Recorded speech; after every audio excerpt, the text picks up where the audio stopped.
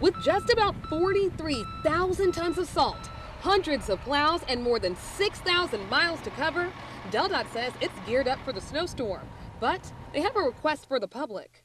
Travel safe, slow down, and don't become an obstacle for our trucks. According to Jeff Reed, the South District engineer for DelDOT, cars in the way of plows are one of the biggest hazards on the road.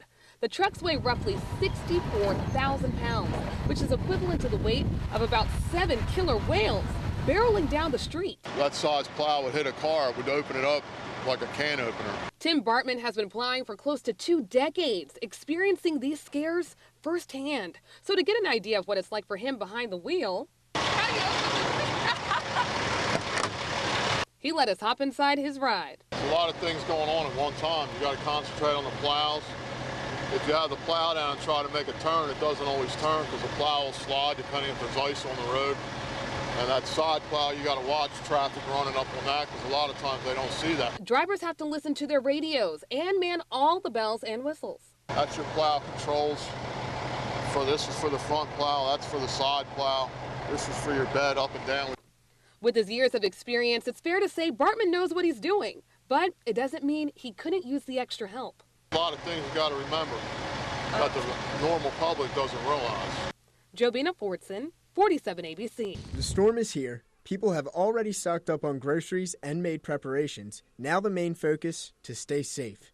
Dr. Harry Emmerich of Peninsula Regional Medical Center says it's not just about your safety. So we encourage people really to, not only look out for themselves, but also look out for individuals around them, whether it's elderly individuals, neighbors, friends, to make sure that, not only they're safe, but the people that are around them are safe as well.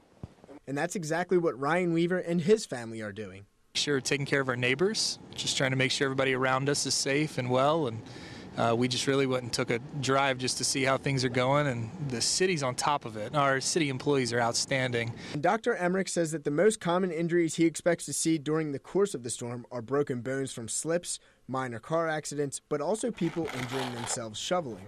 Injuries can range from throwing out your back to frostbite, and in some cases, a heart attack. More of a problem particularly for people who do not exercise on a regular basis. So, if you're stagnant for 11 and a half months out of the year and we have a snowstorm and you go out and expect to shovel your entire driveway in 45 minutes, those are the folks that are very much at risk for having heart attacks because their body is not used to the amount of exertion it takes to move that much snow. To avoid injury, Dr. Emmerich gave 47 ABC some tips for staying safe if you must shovel. So before you do any type of shoveling, you want to warm up before you go outside and make sure you get your gloves and hat on before you do. The shovel I have right here is a small one, but that's actually better because it's less lifting that you have to do. And when you're actually shoveling, you want to push the snow and again, not lift it. Do everything you can to decrease your chances of ending up in the hospital. We caught up with one resident who was shoveling outside, doing all the right things. Yeah, just all the normal precautions to stay safe out here. Rehoboth Beach did not see a ton of snow. Instead, this weekend storm hosted other challenges. It's so beautiful here most of the time and all the time.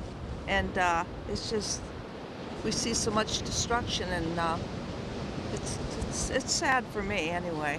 A dune meant to protect buildings across the boardwalk has been wiped out on the north end. According to Tony Pratt, administrator of shoreline and water management for the state of Delaware, that's because tides ran about 4 feet above average. He says this, combined with tremendous waves, caused water to wash right into the high mound, forcing it to erode.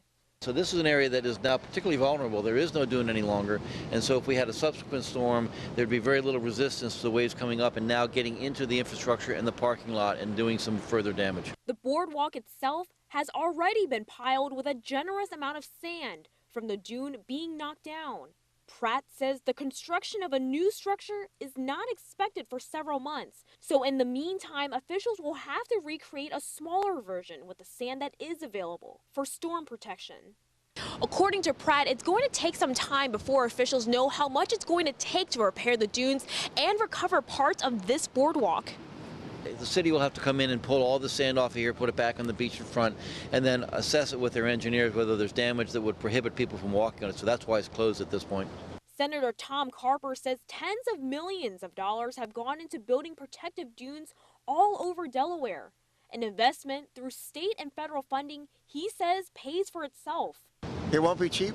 We're talking about millions of dollars, but it's compared to what? Compared to replacing the town, it's a bargain. Lily Zhang, 47 ABC. I mean, I can't keep my doors unlocked or let my children out. Reaction from neighbors as the city of Cambridge woke up to news Tuesday morning that an overnight shooting had taken the life of a local man. Police say they have one suspect in custody, but the other one is still on the loose.